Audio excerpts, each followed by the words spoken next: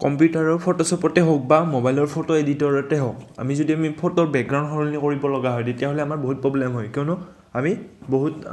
কাটিব লগা হয় বা বহুত এংগলসমূহ মিলাব লগা হয় কিন্তু এতিয়া আমি এটা ফটো এডিটৰ ডাইৰেক্ট অনলাইন সেইটোত আপুনি ডাইৰেক্ট বেকগ্ৰাউণ্ডটো সলনি কৰিব পাৰিব পাছপৰ্ট সাইজ ফটোই হওক বা আন যিকোনো ফটোই হওক একেবাৰে সহজ প্ৰথমতে আপুনি গুগলৰ যিকোনো এটা ব্ৰাউজাৰত যাওক মই ক্ৰোম ব্ৰাউজাৰতে গ'লোঁ তাত যাই আপুনি সাৰ্চ কৰিব লাগিব ৰিমুভ বিজি অৰ্থাৎ ৰিমুভ বেকগ্ৰাউণ্ড বুলি ৰিমুভ বিজি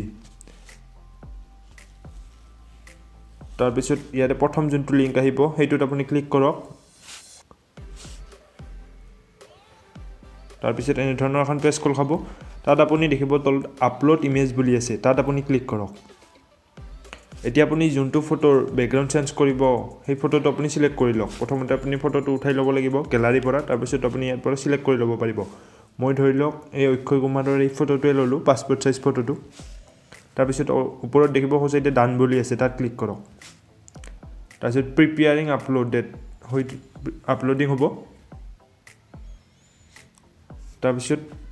ইয়াত ডাউনলোড অপশ্যন দেখিব ডাউনলোড অপশ্যনৰ তলত দেখিব এডিট বুলি এডিটত যাব এডিটত যোৱাৰ পিছত আপুনি ইয়াত তলত কালাৰ বুলি আছে কালাৰত যাব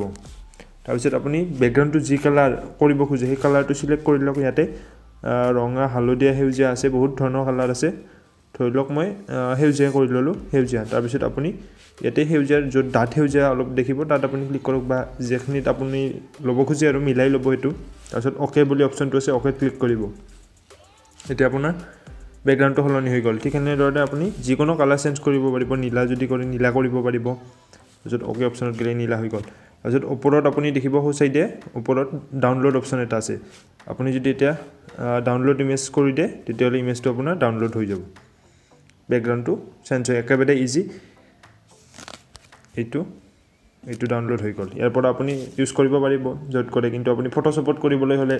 বহুত কাটিব লগা হয় এংগুল মিলাব লগা হয় এতিয়া আপোনাক ফুল ফটো এটা মই বেকগ্ৰাউণ্ড সলনি কৰি দেখুৱাই দি আছোঁ ছেইম একে ফুল ফটোৰো আপুনি বেকগ্ৰাউণ্ডটো ধুনীয়াকৈ সলনি কৰিব পাৰিব কোনো প্ৰব্লেম নাই আপলোড ইমেজত যাব চাই এইটো ফটো ধৰি লওক মই সিলেক্ট কৰি ল'লোঁ তাৰপিছত ডান প্ৰিপেয়াৰিং আপলোডিং হৈ আছে তাৰপিছত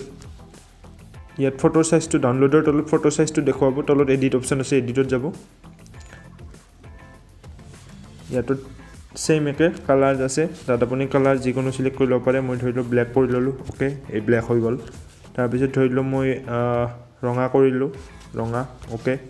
এনেকৈ যেনেকুৱা ধৰণে আৰু ওপৰত আপুনি দেখিব সোঁচাইতে ডাউনলোড অপশ্যনটো আছে বেকগ্ৰাউণ্ডটো সলনি কৰাৰ পিছত আপুনি ডাইৰেক্ট ডাউনলোড কৰি ল'ব পাৰিব ডাউনলোড ইমেজ অ'পেন এটা ইমেজটো ডাউনলোড হৈ গ'ল এতিয়া আপোনাৰ এইটো ডাইৰেক্ট গেলাৰীত গুচি যাব ৰিমুভ বিজিত এইটোত কৰিলে আপুনি কোনো ধৰণৰ কাটিব লগা নহয় বা এংগুলসমূহ মিলাই কৰিব লগা নহয় বা সময় ছেভ হয় গতিকে আপুনি এইটো ব্যৱহাৰ কৰিব পাৰে